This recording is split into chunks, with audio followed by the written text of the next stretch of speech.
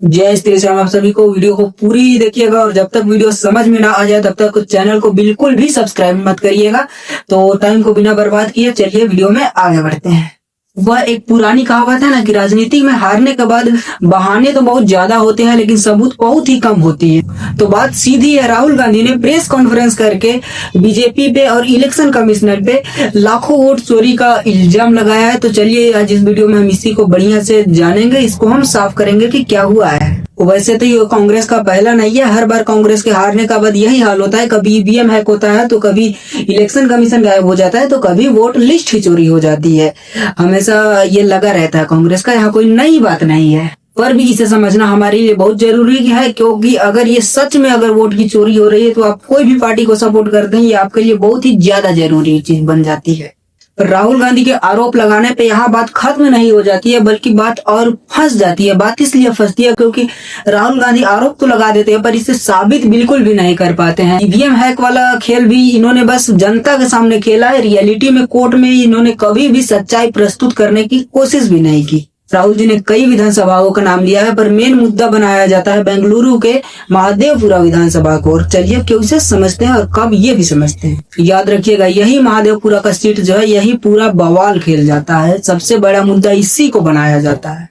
ये बात तब शुरू होती है जब 10 मई 2023 में महादेवपुरा सीट का इलेक्शन होता है और उसी के ठीक 3 दिन बाद 13 मई 2023 को इलेक्शन का रिजल्ट आता है। इस चुनाव में बीजेपी को 55.11% वोट मिलते हैं, वही कांग्रेस को सिर्फ 44.62% वोट ही मिलते हैं। इसी के साथ बीजेपी 44,501 वोटों से इस चुनाव को जीत जाती है।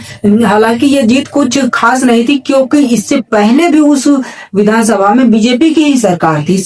ये पहली बार था कि राहुल जी को लगा था कि कहीं वोट में चोरी वगैरह का कुछ हेरा फेरी तो नहीं करा जा रहा है, और यही सोच के साथ राहुल जी आगे बढ़े थे और ये पहली बार यहीं से सारा खेल चालू हुआ था। साथ ही राहुल जी ने बिना टाइम व्यर्थ किए सितंबर 2024 से ही इस मामले में जांच करना शुरू कर दिया था। समय जैसे ही आगे जाता है 23 जुलाई 2025 को ब्लैक एंड व्हाइट मॉडल के सामने लाते हैं और इसको ठीक एक दिन बाद 24 जुलाई 2025 को राहुल अपना संगठन में आरोप लगाते हैं कि वोट चोरी करा जा रहा है। संगठन में पहली बार ये बात रखते हैं, जिसमें से मुख्य वो 3 राज्यों के नाम लेते हैं। पहला था बिहार, दूसरा था कर्नाटक और तीसरा था। और ये आरोप बड़ा मुद्दा तब बनती है जब 7 अगस्त 2025 को राहुल जी प्रेसेंस में आकर के इलेक्शन कमीशन इंडिया और बीजेपी में मिल के वोट चोरी का आरोप लगा देते हैं। ये वो पहला दिन था जिसमें राहुल जी ने अपने संगठन के सामने ये दावा करा था कि नहीं वोट चोरी हो रही है। ठीक उसके एक दिन बाद 8 अगस्त 2025 को एक राज्य में एक लाखों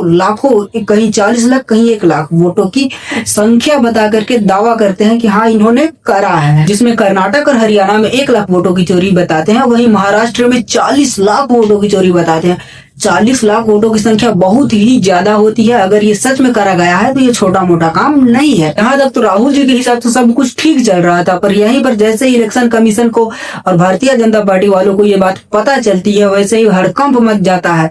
पर यहीं पर राहुल जी के लिए बहुत ही मुश्किल खड़ी हो जाती है। यहाँ पर राहुल जी के सब सही तो चल रहा था पर यहीं से मुश्किलें शुरू हो जाती है। ऐसी आम मुश्किलें नहीं, ऐसी मुश्किलें जहाँ राहुल जी बहुत बुरा फंसते हैं आगे जाके। यहाँ तक तो राहुल ने जो करना था वो कर चुका था, अब आगे बारी थी इलेक्शन कमीशन के करने की।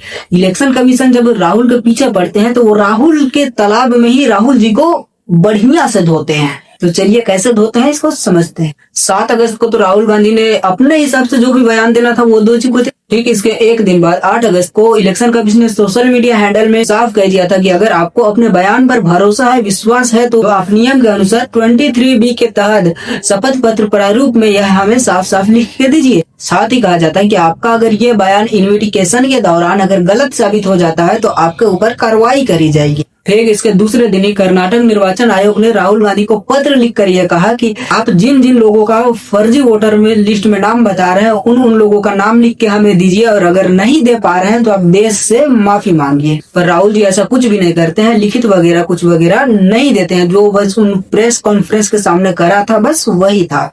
पर यहाँ पर चुनाव आयोग ने भी कमर कस ली थी कि अब तो नहीं छोड़ेंगे। चुनाव आयोग ने फैक्ट चेक करना भी शुरू कर दिया था, और जब चुनाव आयोग ने फैक्ट चेक करा तो पता चला राहुल जी जिस आदित्य श्रीवास्तव का नाम ले रहे थे कि वो 3 जगह वोट करता है, उस व्यक्ति का नाम 3 जगह लिस्टेड तो है वो व्यक्ति पहले लखनऊ में रह रहा था, काम के सिलसिले में वो मुंबई चला जाता है, उसके बाद फिर उसी काम के सिलसिले में बेंगलोर भी चला जाता है। साथ ही वह व्यक्ति वोट देने के लिए अपना एड्रेस भी चेंज करवाता है।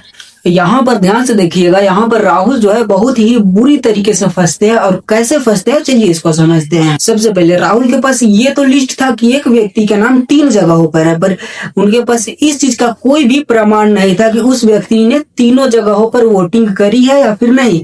इस चीज का प्रमाण राहुल जी के पास नहीं है, इसीलिए राहुल जी बहुत ही बुरा फंसते हैं यहाँ पर। क्योंकि राहुल जी के पास ये लिस्ट तो है कि उस व्यक्ति के 3 लिस्ट में नाम है, परंतु उनके पास ये प्रमाण नहीं है कि उस व्यक्ति ने तीनों जगह वोटिंग करी है या फिर नहीं करी है या फिर सिर्फ एक जगह करी है। इसी बात को लेकर चुनाव आयोग ने राहुल को चारों तरफ से घेर लिया है। राहुल जी का बड़ा और दूसरा दावा यह था कि एक ही एड्रेस में 80 लोगों का नाम है, जहाँ की जाने से पता चलता है कि उस एड्रेस में कोई भी नहीं रहता है। और जब चुनाव आयोग ने इस बात का फैक्ट चेक करा तो पता चला वहां पर ऐसे व्यक्ति रहते हैं जो हाउसमेड या तो फिर होमगार्ड के जैसे काम करते हैं, तो उन्हें समय समय पर अपना एड्रेस चेंज करना पड़ता है।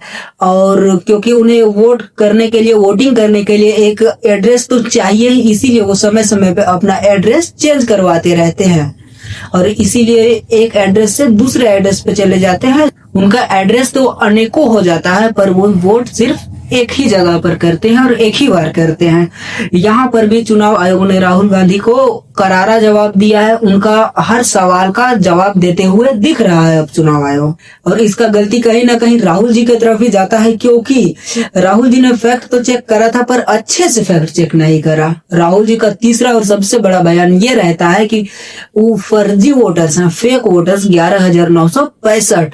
उन्होंने संख्या भी बताई थी, 11,965 फर्जी वोटर हैं। पर जब इसका फैक्ट चेक होता है तो यहाँ तो और भी बुरा फंसे जाते हैं राहुल जी। और सबसे बड़ा मुद्दा यह था और सबसे ज्यादा यही फंसते हैं, क्योंकि बात यहाँ पर फेक वोटर की हो रही है। अगर फेक वोटर है तो बिहार में इसी के जांच करने के लिए इलेक्टोरल रोल रिवीजन लाया जा रहा था, पर यहाँ पर राहुल जी करते क्या है, राहुल जी नहीं बल्कि पूरा कांग्रेस का पूरा गठबंधन ही यहाँ पर करता है कि इसका विरोध कर देता है। राहुल जी को दोनों पक्ष में से कुछ पक्ष एक ही पक्ष अपनाना पड़ेगा। वो अगर इधर भी रहेंगे वो नामुमकिन है। तो यहाँ पर राहुल जी अपने ही बिछाए जाल में खुद ही फंस जाते हैं, और फंसते हैं तो बहुत बुरा फंसते हैं। यहाँ पर तो मुझे लगता है कुछ वैसी ही बात हो गई जैसे 2 लोग बीच जंगल में घूम रहे हैं और भूख बहुत तेज लगी है उन्हें, और खिचड़ी मिल जाती है घर पर रखी हुई, और बिना सोचे समझे वो खा लेते हैं खिचड़ी को। उन्हें ये सोच नहीं है कि बीच जंगल में खिचड़ी आई कहाँ से, ये नहीं सोचना है, बस उन्हें खिचड़ी दिखी तो खा लेना है। ये ऐसे लागू होता है राहुल गांधी जी में, क्योंकि राहुल गांधी जी उन्होंने लिस्ट निकाला और एक एक व्यक्ति के 4-4, 5-5 कई जगहों पर वोटर का कार्ड निकाला, पर वो ये चेक करना भूल गए थे कि कार्ड तो 4 हैं, परंतु क्या ये 4 जगहों पर वोटिंग करा है इसने या नहीं करा है, ये चेक करना भूल गए थे। इसीलिए राहुल गांधी जी यहाँ फंस जाते हैं, वो खिचड़ी वाली बात यहाँ चिपक जाती है। ये राहुल जी को भारी भी पड़ सकता है गुरु।